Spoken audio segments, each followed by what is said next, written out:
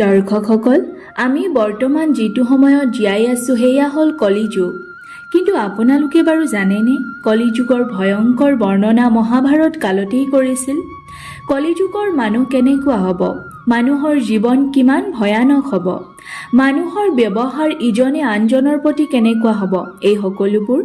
তো দৰ্শকসকল, আহকচোন জানো ভগৱান শ্ৰীকৃষ্ণই কলিযুগৰ বিষয়ে কোৱা 5টা সকলোতকৈ ভয়ংকৰ বৰ্ণনা, যিবোৰ আজি সম্পূৰ্ণ সত্য হৈ পৰিছে। মহাভাৰত কালত 5 পাণ্ডৱৰ মনত কলিযুগৰ বিষয়ে জনাৰ ইচ্ছা জাগে। তেতিয়া তেওঁলোকে ভগৱান শ্ৰীকৃষ্ণক প্ৰশ্ন কৰিলে যে, হে প্ৰভু, কলিযুগৰ মানুহ কেনেকুৱা হ'ব? কলিযুগৰ মনুষ্যই মুক্তি পাবৰ বাবে কি কৰিব লাগিব? 5 পাণ্ডৱৰ কথা শুনি ভগৱান শ্ৰীকৃষ্ণই 5 পাণ্ডৱক বনলৈ যাবলৈ ক'লে আৰু ক'লে, বনত গৈ যিবোৰ তোমালোকে দেখিবা সেয়া আহি মোক বিস্তাৰভাৱে ক'বা। শ্ৰীকৃষ্ণৰ আজ্ঞাত 5 পাণ্ডৱ বনলৈ গ'ল আৰু ঘূৰি আহি শ্ৰীকৃষ্ণক সকলো কথা বিস্তাৰভাৱে ক'লে।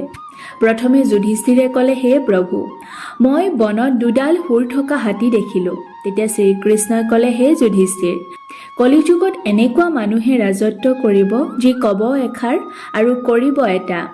এনেকুৱা লোকে দুয়ো পক্ষৰ পৰা শাসন কৰিব।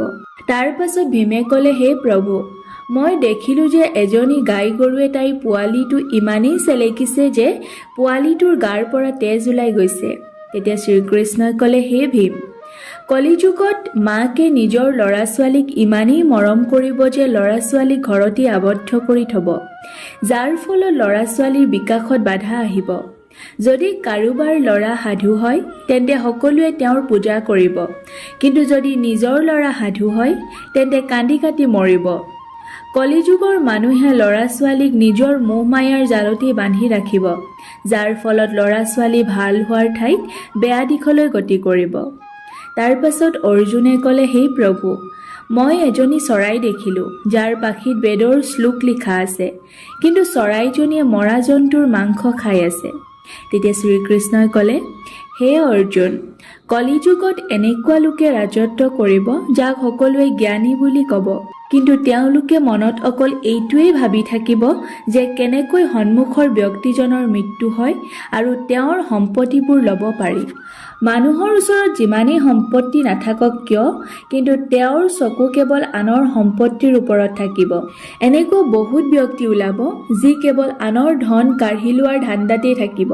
তাৰ পাছত নকুলে ক'লে যে, হে প্ৰভু, মই দেখিলোঁ যে এটা ডাঙৰ শিল পাহাৰৰ পৰা বাগৰি তললৈ নামি আহিছে, কিন্তু ডাঙৰ ডাঙৰ গছেও তাক ধৰি ৰাখিব পৰা নাই, কিন্তু এটা সৰু পুলিত লাগি শিলটো ৰৈ গ'ল। এইষাৰ শুনি শ্ৰীকৃষ্ণই ক'লে, হে নকুল, কলিযুগৰ মানুহৰ বুদ্ধি নোহোৱা হ'ব, মানুহৰ জীৱন পতন হ'ব। তথাপিও কিন্তু এই পতনক ধন টকা পইচাৰ বৃক্ষই ধৰি ৰাখিব নোৱাৰে, কিন্তু এষাৰ হৰি নামৰ এটা সৰু পুলিয়ে মানুহৰ জীৱন ধ্বংসৰ পৰা বচাব। হৰি নামে মানুহৰ বুদ্ধি প্ৰবল কৰিব। তাৰ পাছত সহদেৱে ক'লে, হে প্ৰভু, মই বনত অনেক নাদ দেখিলোঁ, কিন্তু তাৰ মাজৰ নাদটোহে কেৱল খালী আছিল। তেতিয়া শ্ৰীকৃষ্ণই ক'লে, কলিযুগত ধনী ব্যক্তিসকলে উৎসৱ পাৰ্বণ বিবাহ আদিবোৰত অনেক ধন খৰচ কৰিব, কিন্তু যদি কোনো ভোকাতুৰ ব্যক্তিক দেখে তেন্তে তেওঁলোকক সহায় কৰাত অলপো আগ্ৰহী নহ'ব। মহিলাসকলে মদ মাংস আৰু সুৰাপান কৰাত ব্যৰ্থ ধন টকা পইচা খৰচ কৰিব, কিন্তু যিসকল ব্যক্তিয়ে এইবোৰৰ পৰা আঁতৰত থাকিব আৰু ভগৱানৰ ভক্তি কৰিব তেওঁলোকে জীৱনত এই কলিযুগৰ মোহ মায়াৰ পৰা মুক্ত হ'ব।